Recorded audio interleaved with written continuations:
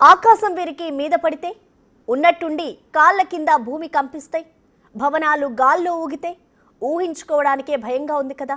Myanmar, థాయిలాండ్లో ఇలాంటి అనుభవమే ఎదురైంది. భారీ భూకంపాలతో రెండు దేశాలు చిగురుటాకులా వణికిపోయాయి. ప్రాణభయంతో జనం పరుగులు తీశారు. ఇల్లు వాకిలి వదిలేసి పరుగులందుకున్నారు. ఎటు వెళ్లాలో తెలియదు, ఎక్కడ తలదాచుకోవాలో అర్థం కాలేదు.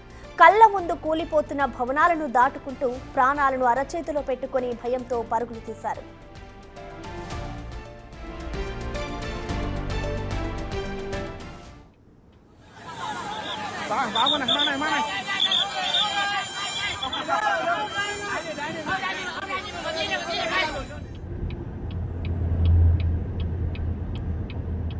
ముందుగా మయన్మార్లో భారీ భూకంపం వచ్చింది. ఆ షాక్ నుంచి తేరుకోక ముందే మరోసారి భూమి కంపించింది. మొదటిది రిక్టర్ స్కేల్పై 7.7గా నమోదు కాక రెండో భూకంపం 6.8 తీవ్రత రికార్డైంది. పక్కనే ఉన్న థాయిలాండ్కు సైతం ఈ ప్రకంపనలు వ్యాపించాయి. జస్ట్ 12 నిమిషాల వ్యవధిలోనే ఈ రెండు భూకంపాలు వచ్చాయి.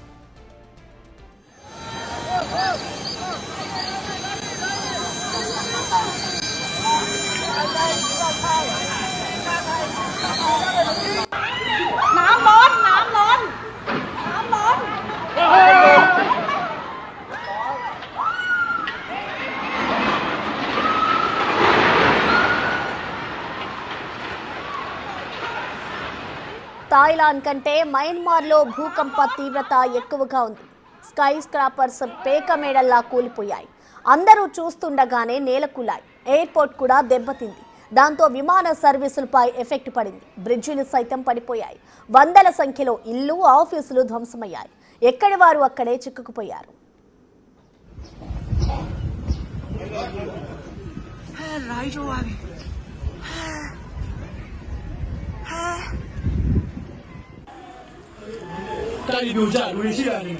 కమ్యూనికేషన్ వ్యవస్థ పూర్తిగా దెబ్బతిన్నది. జనజీవనం మొత్తం స్తంభించిపోయింది. వందలాది మంది శిథిరాల కింద చిక్కుకున్నట్లుగా సమాచారం. వెంటనే రంగంలోకి దిగిన రెస్క్యూ టీమ్స్ సహాయక చర్యలు చేపట్టాయి. యుద్ధ ప్రాతిపాదికన రెస్క్యూ ఆపరేషన్ కొనసాగుతోంది. గాయపడ్డ వారిని స్థానిక ఆసుపత్రికి తరలిస్తున్నారు. ఇప్పటికే మయన్మార్ ప్రభుత్వం ఎమర్జెన్సీ విధించింది.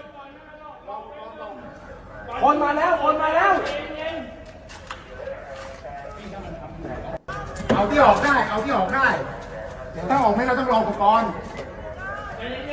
ใช่อุปกรณ์ก่อนนะรออุปกรณ์ก่อนคนมาแล้ว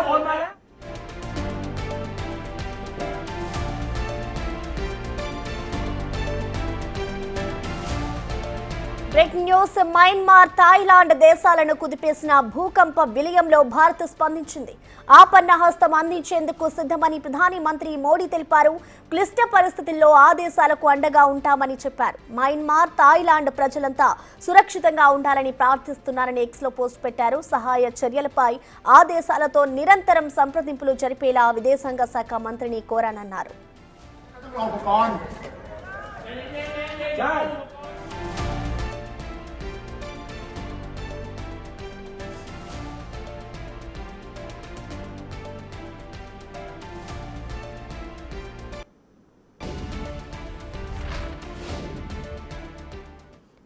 ఏదైతే మయన్మార్, థాయిలాండ్లో భూకంపం సంభవించిందో దానికి సంబంధించి ఇటు నరేంద్ర మోడీ అయితే ఒక ట్వీట్ చేశారు.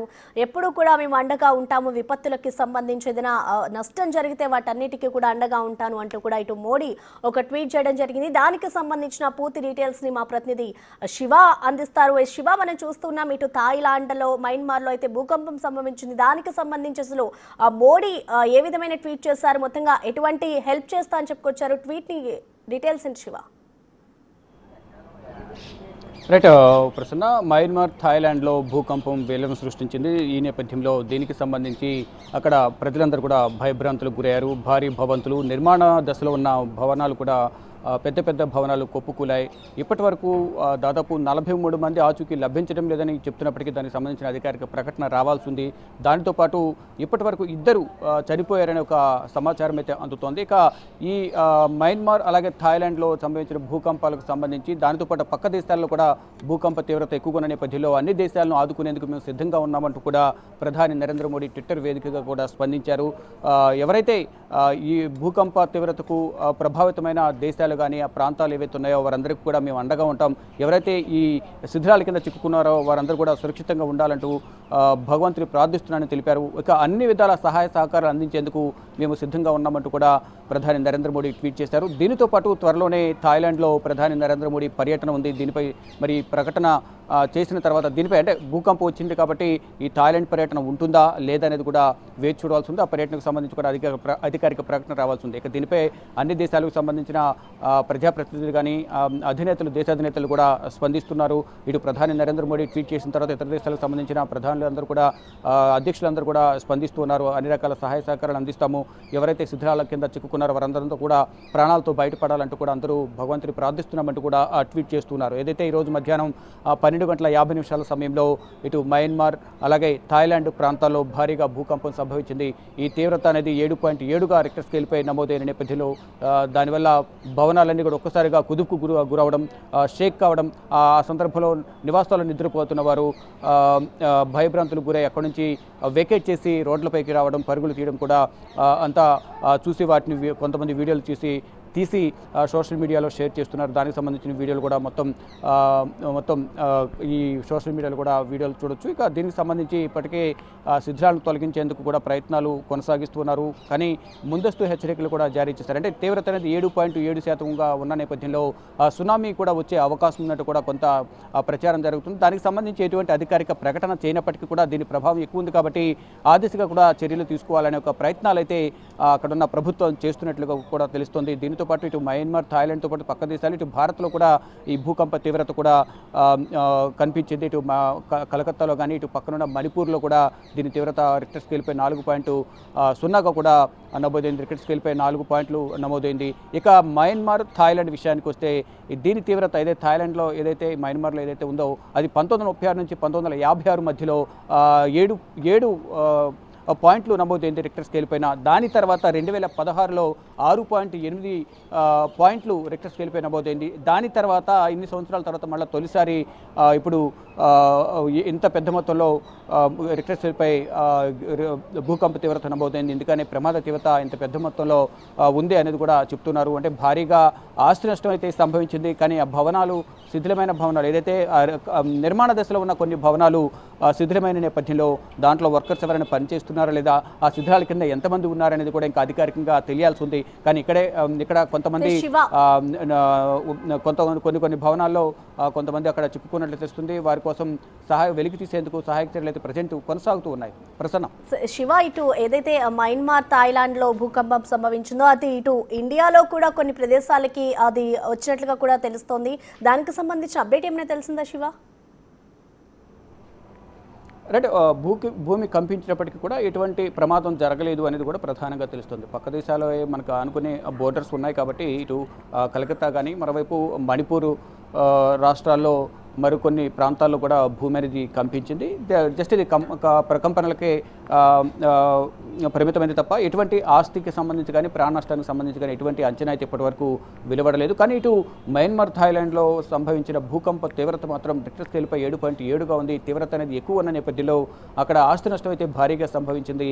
ఇప్పుడు మొత్తం అత్యవసర సేవలను అంటే అక్కడ ఎటువంటి అత్యవసర సేవలు అయితే ఉన్నాయో ఎమర్జెన్సీకి సంబంధించిన సేవలు తప్ప మిగతా సేవలను కూడా బంద్ చేసినట్టు తెలుస్తుంది.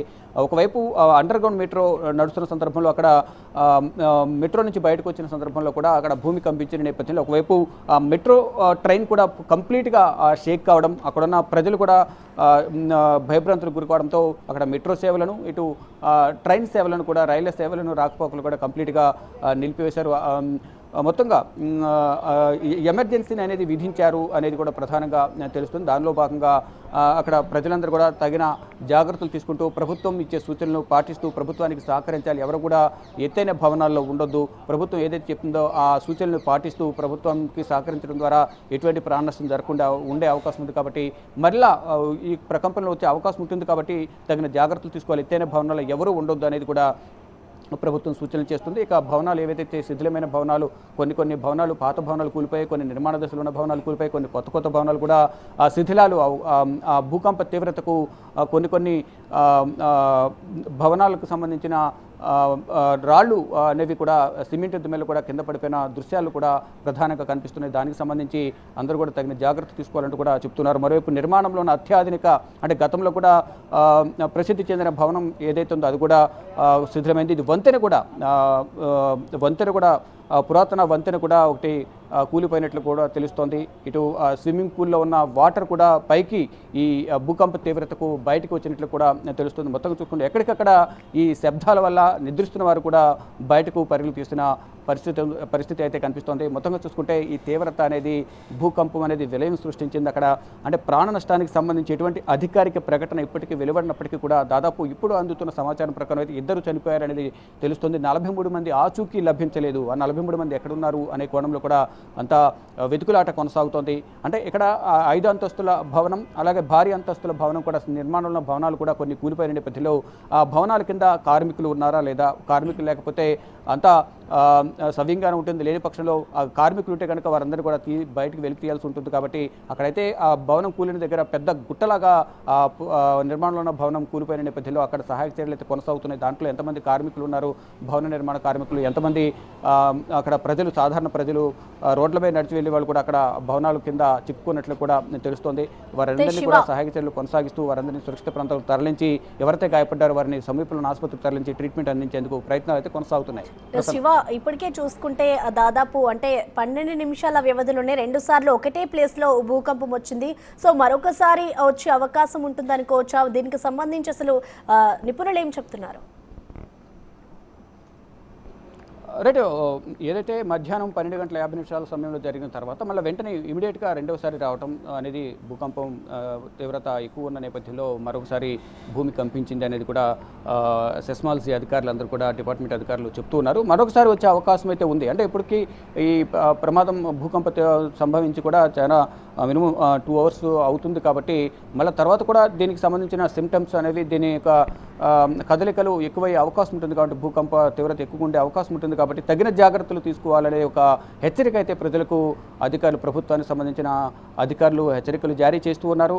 ఇటు సునామీకి సంబంధించి కూడా అంటే తీవ్రత ఎక్కువగా ఉన్న నేపథ్యంలో ఇది సునామీకి కూడా తీవ్ర రూపం దాల్చే అవకాశం ఉంది. అటువైపు కూడా డైవర్ట్ అయ్యే అవకాశం ఉంది. కాబట్టి సునామీ వచ్చే అవకాశాలు కూడా ఎక్కువగా ఉంటాయి అనేది కూడా కొంత చర్చ అయితే కొనసాగుతుంది. దానికి సంబంధించి అయితే ఎటువంటి అధికారిక సమాచారం అయితే వెలువడినప్పటికీ కూడా తగిన జాగ్రత్తలు తీసుకుంటే మంచిది అనే సూచనలు అయితే ప్రభుత్వం చేస్తుంది. దానిలో భాగంగానే ప్రజలందరూ కూడా సురక్షిత ప్రదేశాలకు తరలి వెళ్లే విధంగా కూడా ప్రభుత్వానికి సహకరించాలి. ఎత్తైన భవనాలు అస్సలు ఉండొద్దు అనేది ప్రధానంగా సూచిస్తూ ఉన్నారు.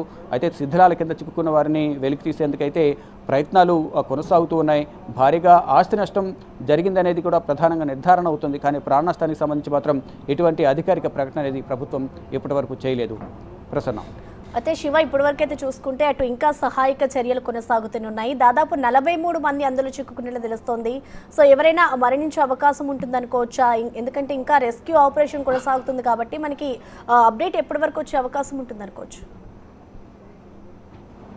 మనం చూస్తున్నాం, ఏదైతే బిగ్ టీవీ స్క్రీన్ మీద చూస్తున్నాం, నిర్మాణంలో ఉన్న భవనం కూలిపోవడం, అక్కడ సర్కిల్లో కూడా మనం చూస్తున్నాం. ఎవరైతే భవనం నిర్మాణం సమయంలో అక్కడ ఎవరైనా కార్మికులు ఉన్నారా లేదా అనే కోణంలో కూడా అక్కడ ఉన్న సహాయ సిబ్బంది వెతుకులాట అయితే కొనసాగిస్తూ ఉన్నారు. ఎంతమంది ఉన్నారు అనేది ఆ భవన నిర్మాణానికి సంబంధించిన యజమానిని కూడా ప్రశ్నించే ప్రయత్నం చేస్తున్నారు. ఎవరు అని ఆరా తీసి నిర్మాణంలో పనులు జరుగుతున్నాయా లేదా, దానిలో కార్మికులు ఉన్నారా లేదా అనే కోణంలో కూడా వారు చెప్తున్నారు. కానీ ఇప్పుడు ఒకటి ప్రధానంగా వారు చెప్తున్నారు, 43 మంది ఆచూకీ లభించలేదని చెప్తున్నారు. 43 మంది ఎక్కడున్నారు, ఏ భవనాల కింద ఉన్నారు అనేది కోణంలో కూడా అందరూ అక్కడ సహాయక సిబ్బంది, రెస్క్యూ టీం అంతా కూడా సహాయ చర్యలో పాల్గొంటూ ఉన్నాయి. అంటే వారి ప్రాణాలతో బయటపడే విధంగా కూడా సహాయ చర్యలు కొనసాగిస్తామంటూ కూడా అక్కడ రెస్క్యూ సిబ్బంది చెప్తూ ఉన్నారు. అటు స్థానికంగా ఉన్న ప్రజలు కూడా కొంతమంది ఈ సహాయ చర్యలు పాల్గొంటూ ఉన్నారు.